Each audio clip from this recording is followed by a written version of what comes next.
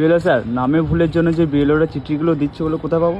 দেখেন, নামের ভুলের জন্য বিএলও যে চিঠিটা দিচ্ছে তার নাম হচ্ছে বিএলও ডিক্লারেশন লেটার বা বিএলও আন্ডারটেকিং লেটার। ঠিক আছে, দেখে নেন বিএলও আন্ডারটেকিং লেটারটা কেমন হয়। ঠিক আছে, এরকম হয়।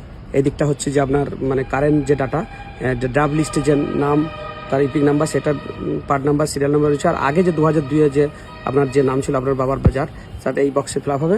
আর এইদিকে ডেট নাম আর ফাদার্স নেম যে একই, দুই নামের ডিফারেন্স থাকে, যে একই ব্যক্তি বিএলও সই করে দেবে। এখানে বিএলও একটা বিএলও ডিটেলস নাম। ঠিক আছে, এটা বিএলও ডিক্লারেশন লেটার। প্রথম জানতে হবে যে বিএলও ডিক্লারেশন লেটারটা কোথায় পাবো। আপনি কোশ্চেন করেছেন, তো বিএলও ডিক্লারেশনটা আপনি পাবেন বিএলওর কাছে। কীভাবে বিএলও কখন পাবেন?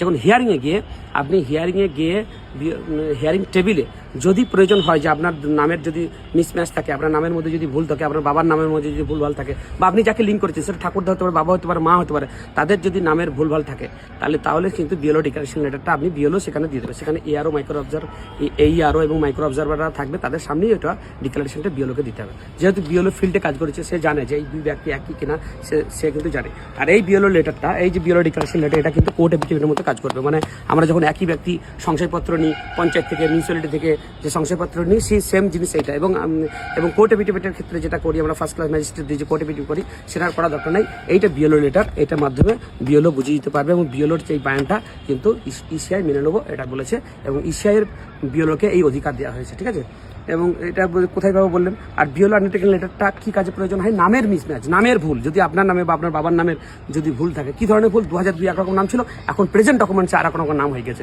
এক্ষেত্রে বিএলও যদি লেগে যায় দুই ব্যক্তি একই ব্যক্তি, তাহলে কিন্তু আপনি উদ্ধার হয়ে যাবেন। এবার এটা কি ধরনের নামের কি ধরনের ভুলে এই লেটার কাজে লাগবে আপনি দেখে নেন। আমি গত দুদিন ধরে প্রায় 200 মানুষের হিয়ারিং করেছি। তো যে সমস্ত সমস্যা উঠে এসছে, যে সমস্ত নামের যে মিসম্যাচগুলো উঠেছে, তার একটা এক্সাম্পল আমি আপনাদেরকে দিচ্ছি।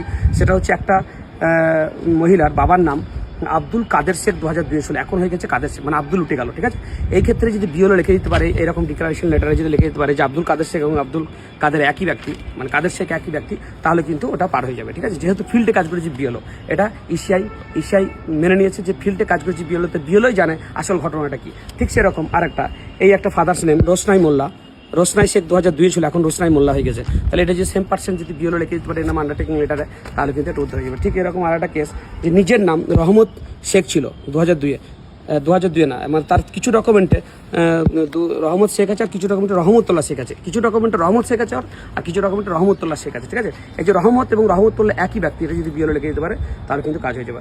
এই যে ময়না খাতুন যেমন MAINA, আর দেখা যাচ্ছে কিছু ডকুমেন্টসে MOINA।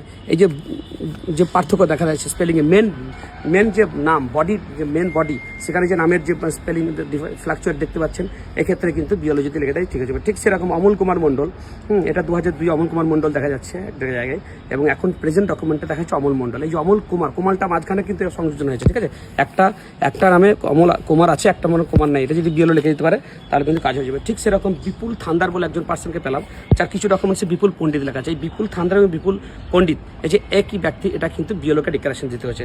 হ্যাঁ, তো বিএলও ডিক্লারেশন দিলে ঠিক হয়ে যাচ্ছে। সেরকম হারাধন পণ্ডিত বলে একজন ব্যক্তি, যার হারাধন কিছু ডকুমেন্টসে হারাধন পণ্ডিত, এবং 2002 তার হারাধন পণ্ডিত ছিল, কিন্তু এখন দেখা যাচ্ছে হারু পণ্ডিত হয়ে গেছে। ঠিক আছে, এরকম যদি বিএলও লেখা দেয় ঠিক হয়ে যাবে। ঠিক সেরকম দিলীপ চন্দ্র মণ্ডল, তারপরে অন্য ডকুমেন্টসে দেখা যাচ্ছে শুধু দিলীপ মণ্ডল, মানে সে কিন্তু চন্দ্র চলে গেল। এই ক্ষেত্রে বিএলওর ডিক্লারেশনটা কতটা কাজে লাগে বুঝতে পারছেন? বিএলওর ডিক্লারেশন কোথায় পাবেন? আপনি বিএলওর ডিক্লারেশন পাবেন হিয়ারিংয়ের টেবিলে। বিএলও আপনাকে এই নোটিশ দিয়ে এই ডিক্লারেশন দিয়ে দেবে। ঠিক আছে, এই ডিক্লারেশন টেনশন করবেন না, ওখানেই পেয়ে যাবেন। ঠিক আছে, ভালো থাকবেন সবাই। আমার এই রিলটা পারলে শেয়ার করে দেবেন। আমি বর্ধমানে এসেছি, দেখতে পাচ্ছেন বর্ধমানে আমি একটা ট্রিটমেন্টের পারপাসে এসেছি। তারপরেও আপনাদের জন্য এই রিলগুলো করছি, কারণ মানুষ খুব প্যানিক আছে আমি জানি। আমাদের মধ্যে বিএলওরা আপনাদেরকে সাপোর্ট দিচ্ছে, যাতে আপনারা কোনো রকম দুশ্চিন্তা না থাকেন, আপনারা যাতে সব রকমভাবে আমাদের সাপোর্ট পান, তার জন্য আমাদের এই প্রচেষ্টা। সকলে ভালো থাকবেন, নমস্কার।